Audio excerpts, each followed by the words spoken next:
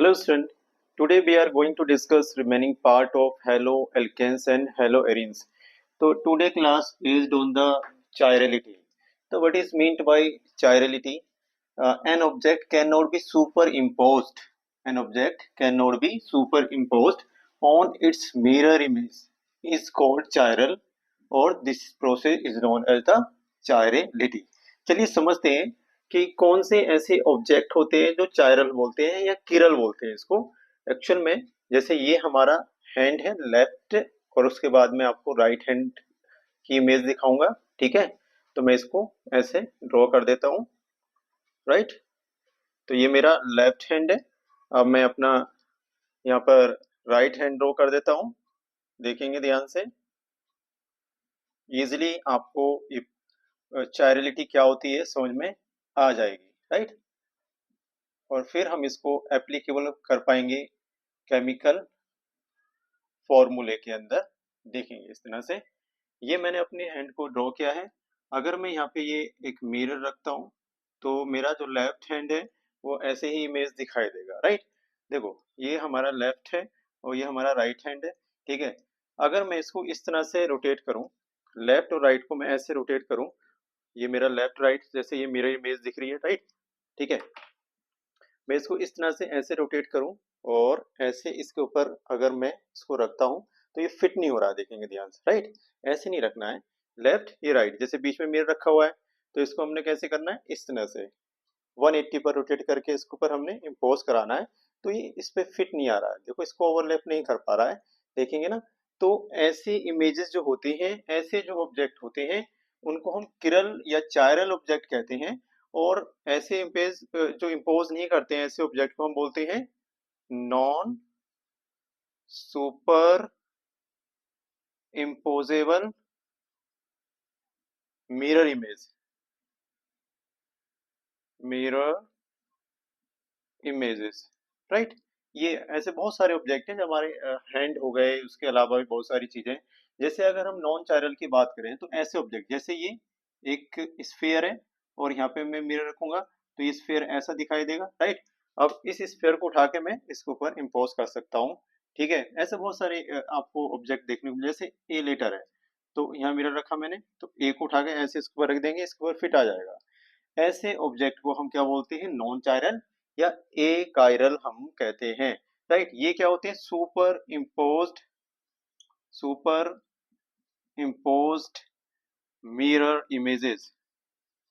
यहाँ पर जो है सुपर इम्पोज्ड मिरर इमेजेस को ये देते हैं, ठीक है। तो ये वाले ऑब्जेक्ट में हमने ऐसे समझना है चायरल क्या होता है। सिंपल, अगर मैं चायरल को एक मॉलिक्यूल से दिखा दूं तो ऐसा कार्बन जिससे जैसे CH3 C2H5 हाइड्रोजन और मैंने यहाँ पे क्या लगा दिया, OH लगा दिया सपोज। तो ये ग्रुप अलग है, डिफरेंट, ये ग्रुप डिफरेंट है, ये ग्रुप डिफरेंट है और ये ग्रुप डिफरेंट है। इसको हम कायरल सेंटर या चायरल सेंटर बोलेंगे, राइट। और ये क्या होगा, इस तरह से नॉन सुपर मिरर इमेजेस होगा। अभी हम इसको बाद में देखेंगे। अगर हम इसका एक एग्जांपल यहाँ लेते हैं तो यहाँ पे आप स्टूडेंट ऐसा देखेंगे कि यहाँ पे CH3 है, यहाँ पर भी CH3 है और यहाँ पर ये C2H5 है और यहाँ पर ये OH है, राइट। अब देखो ये दोनों ग्रुप क्या हो गए, सेम हो गए। अगर दोनों ग्रुप सेम हो जाते हैं तो हम इसको क्या बोलते हैं, सुपर इम्पोज ये कर जाएगा। इस प्रोसेस को अभी हम दिखाएंगे, इन्हें हम बोलते हैं नॉन चायरल या ए कायरल, राइट। चलिए यहाँ तक आप इसको नोट कीजिए और हम आगे समझते हैं कि मॉलिक्यूल्स किस तरह से अगर कायरल है तो कैसे उसको हम दिखाएंगे, राइट।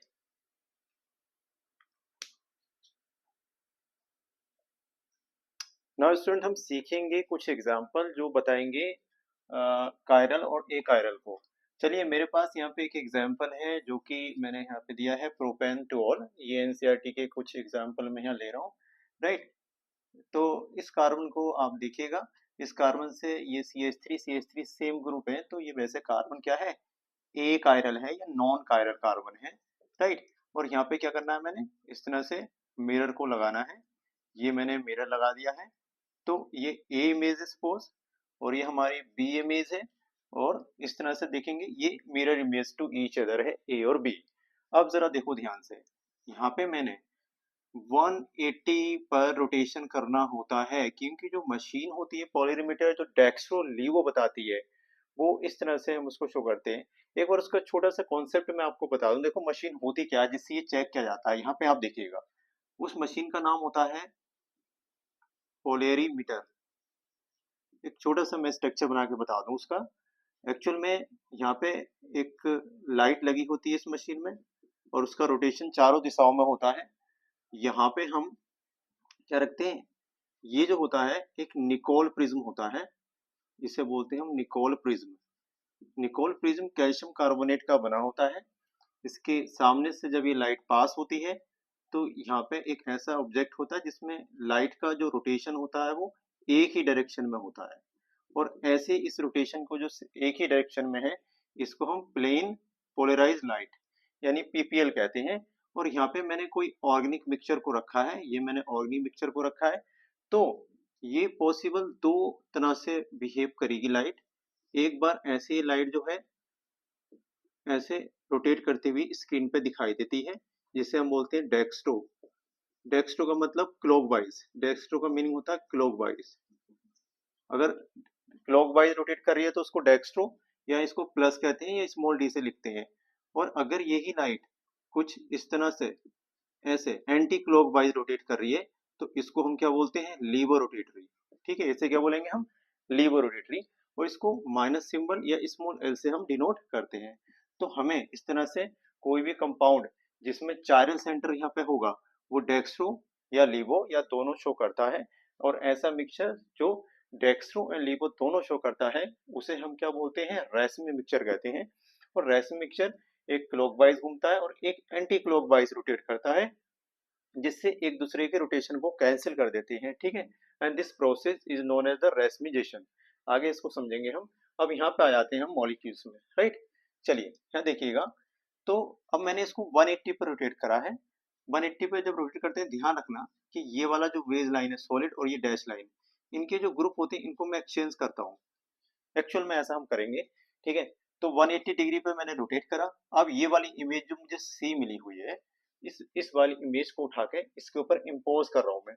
तो देखो ये ग्रुप ऐसे उठ के इसके ऊपर फिट हो जाएगा, ये वाला ग्रुप इसके ऊपर फिट हो जाएगा, और ये हाइड्रोजन इसके ऊपर आ जाएगा, और यहाँ पे ये OH जो है ये इसके ऊपर आ जाएगा।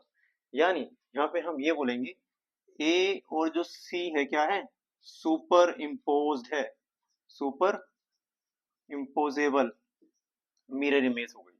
इसका मीनिंग हुआ कि ये एक कायरल है अगर सुपर इम्पोजेबल होता है तो। ठीक है, ये ऑप्टिकली एक्टिव नहीं होते हैं ऐसे कंपाउंड। ऐसे जो भी कंपाउंड होंगे इनको क्या बोलेंगे, इस मशीन से ऑप्टिकली एक्टिविटी पता लगती है तो ऑप्टिकल इनएक्टिव बोलते हैं। इनएक्टिव, ये एक्टिव नहीं होते हैं, राइट। डेक्स्ट्रोलिवो ये नहीं बनाएंगे, जहां मैंने अभी आपको पोलरीमीटर को समझाया है। यहाँ देखेंगे ये मेरे पास मॉलिक्यूल है ब्यूटेन 2 ऑल का। इसमें क्या है, ये देखेंगे हाइड्रोजन, ये C2H5 और ये CH3। ये चारों ग्रुप OH भी है, चारों ग्रुप क्या है, डिफर है। मैंने यहाँ पे क्या रखना है, मिरर को रखना है। मिरर रखेंगे तो A इमेज B का क्या हो जाएगा, मिरर इमेज हो जाएगा। अब मैंने इसको क्या करना है, ये ग्रुप लेना है और ये ग्रुप, ये डैश लाइन और ये सॉलिड लाइन, इसको इस तरह से मैंने क्या करना है, ऐसे रोटेट करना है। जैसे हम अपने हाथ को इस तरह से कर रहे थे ना, अपने हाथ को 180 पे ऐसे रोटेट करके रख रहे थे, 180 ऐसे रखा फिर ऐसे पूरा रोटेट किया मैंने। इसी तरह से यहाँ पर भी मॉलिक्यूल को हम 180 पे रोटेट करते हैं। ध्यान से कॉन्सेप्ट सीखिएगा प्लीज। 180 पे रोटेट करेंगे तो अब आप देखेंगे कि आपको ये वाला ग्रुप यहाँ दिखेगा इस डैश लाइन पे। देखो C2H5 आ गया ये, और CH3 ये सॉलिड पे आ गया है।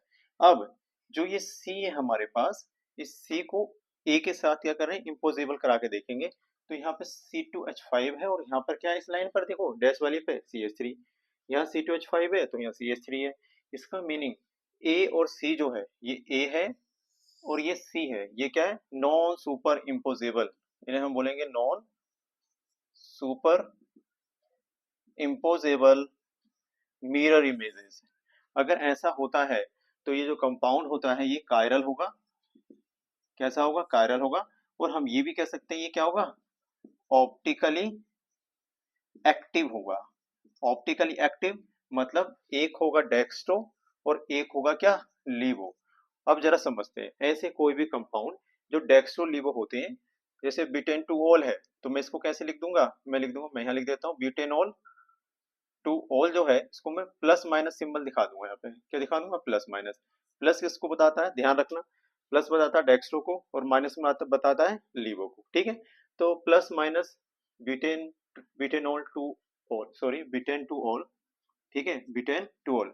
तो रेसमी मिक्सचर होता क्या है, इसी को रेसमी मिक्सचर बोलते हैं। A mixture containing two enantiomer. अब इनेंशियोमर क्या है? जो प्लस माइनस है, मतलब यहाँ पे ये वाला जो ए है, ये जो सी है, ये क्या है? इनेंशियोमर है, क्योंकि ये नॉन सुपर इम्पोजेबल होते हैं। जो नॉन सुपर इम्पोजेबल होते हैं इन्हीं का नाम क्या है? Enantiomer to each other. ठीक है, अ mixture containing to enantiomers in equal proportion, मतलब 50-50% होगा, ऐसे रेशियो या 1:1 होगा। Will have zero optical rotation, because एक दूसरे के रोटेशन, एक ऐसे क्लॉकवाइज रोटेट कर रहा है और दूसरा कैसे रोटेट कर रहा है? एंटी क्लॉकवाइज रोटेट कर रहा है, तो एक दूसरे के रोटेशन को क्या कर देंगे? कैंसिल कर देंगे, तो ऑप्टिकल रोटेशन इसका जीरो हो जाता है। ठीक है, तो हम इसे क्या बोलेंगे? Racemic mixture. Mixture is known as racemic mixture, या इसको हम रैस्मिक मॉडिफिकेशन के नाम से जानते हैं। रैस्मिक मॉडिफिकेशन भी हम इसी को कहेंगे, राइट? रैस्मिक मॉडिफिकेशन या रैस्मिजेशन के नाम से भी हम इसको जानते हैं। तो आज की क्लास में आपने सीखा ऑप्टिकल एक्टिव कंपाउंड क्या होते हैं, चाइरल होते हैं, ठीक है, और वो नॉन सुपर इम्पोजेबल होते हैं। ऑप्टिकल इनएक्टिव क्या होते हैं? एकाइरल होते हैं। एकाइरल जिसमें चार दो ग्रुप क्या हो जाए? सेम हो जाए, या तीन ग्रुप भी सेम हो सकते हैं, उन्हें हम एकाइरल बोलते हैं। ठीक है, चलिए इसको अच्छे से अपनी नोटबुक में नोट कीजिएगा। मिलेंगे हम नेक्स्ट क्लास में। Thank you.